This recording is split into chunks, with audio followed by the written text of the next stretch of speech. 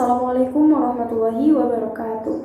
Saya Juli Fitriani, NPM 1911-010346, Fakultas Tarbiyah dan Keguruan, Jurusan Pendidikan Agama Islam, Universitas Islam Negeri Raden Intan Lampung.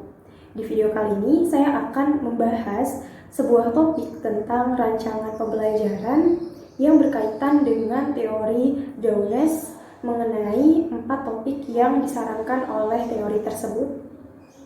Jadi, yang pertama saya akan membahas tentang apa itu pengertian dari inovasi pembelajaran.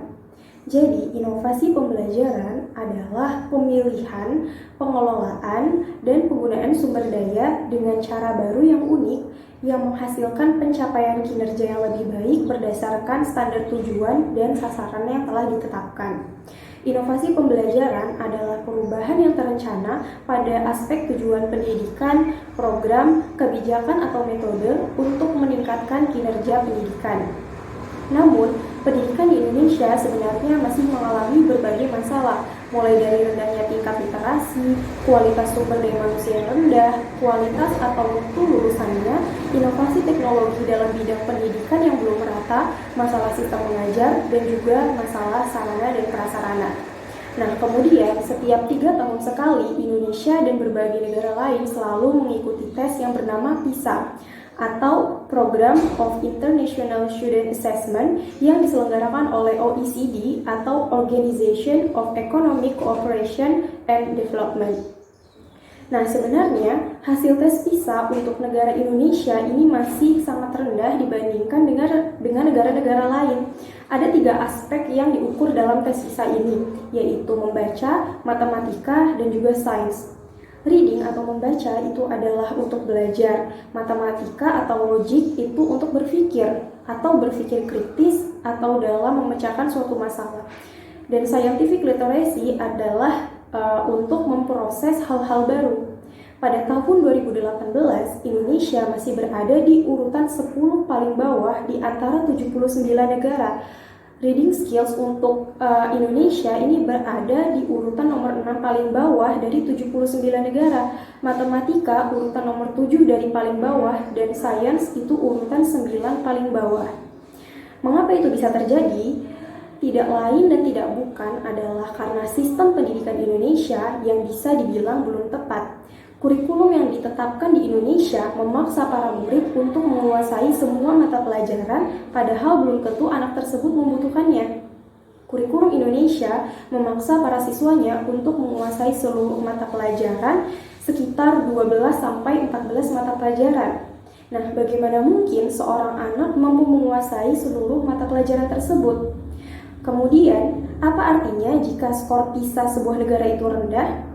Ketika skor PISA sebuah negara itu rendah, maka dapat dikatakan bahwa lulus dari pendidikan formal saja itu tidak membantu kesiapan hidup dengan baik bagi para siswa.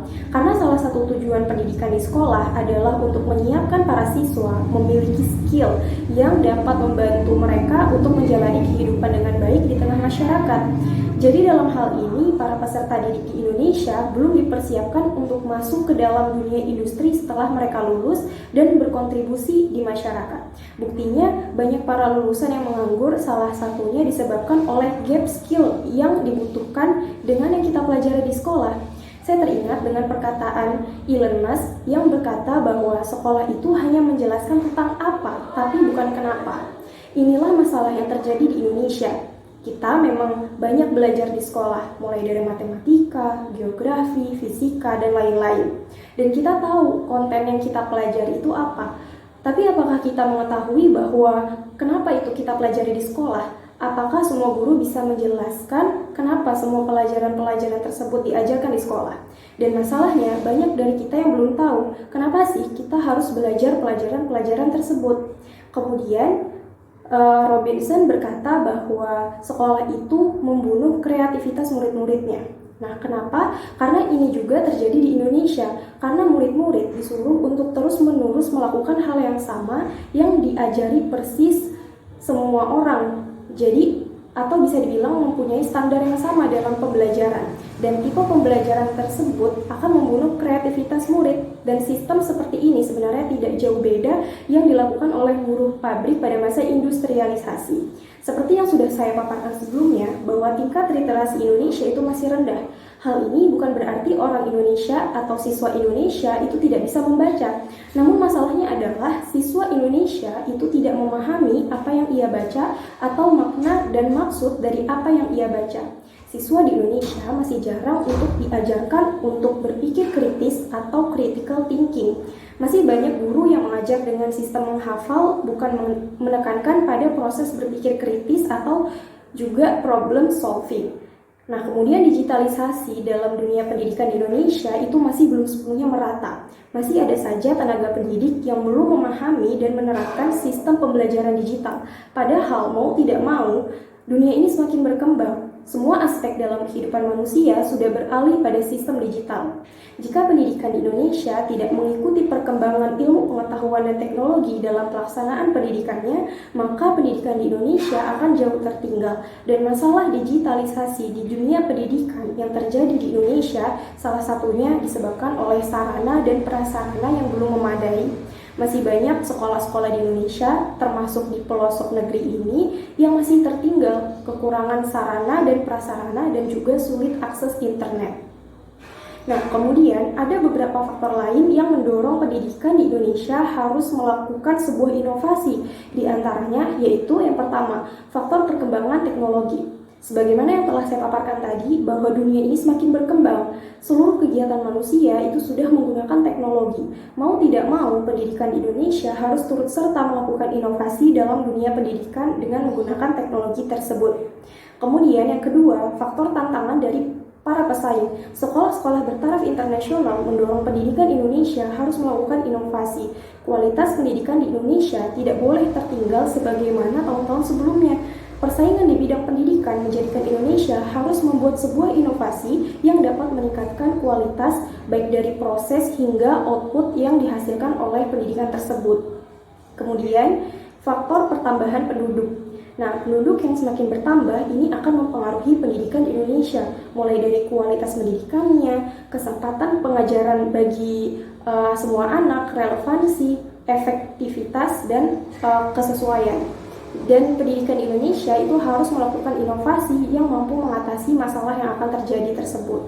Kemudian, berdasarkan masalah-masalah yang telah saya paparkan tadi, maka saya sebagai seorang calon pendidik akan melakukan beberapa hal yang akan saya lakukan sebagai solusi dari masalah-masalah tersebut. Yang pertama, bercermin dari kurikulum IB yang memberikan pilihan untuk para murid memilih 6 mata pelajaran yang ia minati, dan jika ia mampu, maka diperbolehkan untuk memilih 7 mata pelajaran saja. Maka pendidikan di Indonesia harus disesuaikan juga dengan minat dan bakat siswa. Bukan berarti kita harus mengikuti kurikulum IB, tapi juga kita harus berkaca dari kebijakan tersebut. Karena Ki Hajar Dewantara pun pernah berkata bahwa padi tidak akan bisa menjadi jagung. Maka kurikulum yang harus dibenahi di Indonesia adalah dengan memfokuskan pendidikan sesuai dengan minat dan bakat anak, bukan menjadikan anak sebagai budak sistem, tidak memaksa anak untuk menguasai semua mata pelajaran. Karena sebenarnya jahatnya pendidikan di Indonesia saat ini adalah membuat anak-anak tidak bisa mengetahui bahwa dirinya berbeda dari yang lain. Kemudian selanjutnya, saya akan melakukan sebuah inovasi dalam kegiatan mengajar yang berfokus pada bagaimana seorang anak itu mampu berpikir kritis atau critical thinking dan mampu memecahkan sebuah masalah, bukan hanya menyampaikan materi saja atau bahkan menyuruh siswa membaca dan menghafal saja, tapi menekankan pada bagaimana atau mengapa fenomena tersebut kita pelajari. Nah, kemudian selanjutnya saya akan menggunakan teknologi dalam proses mengajar. Saat ini sudah banyak sekali platform atau aplikasi media pembelajaran berbasis teknologi yang dapat dimanfaatkan guru dalam kegiatan belajar mengajar. Saya sebagai pendidik juga dapat memanfaatkan sosial media untuk mengumpulkan tugas ataupun dalam mencari informasi terkait pembelajaran. Bisa juga membuat blog, e-learning, dan juga Zoom meeting, dan banyak sekali aplikasi ataupun perangkat lunak yang bisa kita manfaatkan aplikasikan dalam kegiatan belajar mengajar, sehingga pembelajaran itu akan lebih efektif dan juga menarik. Kemudian saya juga akan merancang sebuah metode dan media pembelajaran yang relevan, kreatif, dan inovatif yang sesuai dengan kebutuhan siswa. Dan juga berkaca pada teori Downes tentang konektivisme dalam pembelajaran, maka agar belajar itu bisa menjadi efektif harus didukung oleh 4 jenis kegiatan, yaitu agregasi, relasi, kreasi, dan sharing. Maka sebagai calon pendidik, saya akan merancang sebuah pembelajaran yang mencakup 4 kegiatan tersebut. Dengan memanfaatkan teknologi dalam pembelajaran, siswa akan lebih mudah mengakses dan mengumpulkan sumber informasi yang luas dan beragam. Siswa akan memanfaatkan internet ataupun sosial media seperti YouTube dan sebagainya. Dan inilah yang disebut sebagai agregasi. Kemudian, saya sebagai pendidik dapat membuat sebuah inovasi dengan membuat video pembelajaran yang kreatif dan inovatif yang bisa saya publikasikan di sosial media seperti YouTube, TikTok, Facebook, Instagram, dan lain-lain, di mana tayangan tersebut dapat dilihat peserta didik secara terus-menerus sehingga siswa itu dapat melakukan refleksi terhadap informasi tersebut. Inilah yang disebut sebagai kegiatan relasi. Kemudian sebagai pendidik, saya juga menggunakan halaman-halaman internet seperti Yahoo, YouTube, Google, dan sebagainya, sehingga di sini pembelajar akan melakukan bookmarking atau menandai halaman-halaman internet tersebut. Inilah yang disebut sebagai kreasi. Dan dalam hal ini, ketika seorang pendidik itu menggunakan teknologi yang berbasis digital, maka peserta didik juga akan dengan mudah berbagi informasi yang dimiliki orang lain dalam suatu jaringan, seperti dalam blog maupun dalam media sosial lainnya. Inovasi seperti inilah yang akan saya lakukan sebagai calon pendidik untuk melakukan proses pembelajaran nantinya, agar pembelajaran itu dapat berjalan lebih efektif, efisien, dan juga relevan dengan kebutuhan siswa dan juga perkembangan ilmu pengetahuan dan teknologi. Cukup sekian pembahasan saya dalam video ini. Apabila ada kesalahan, saya mohon maaf. Kepada Allah saya mohon ampun.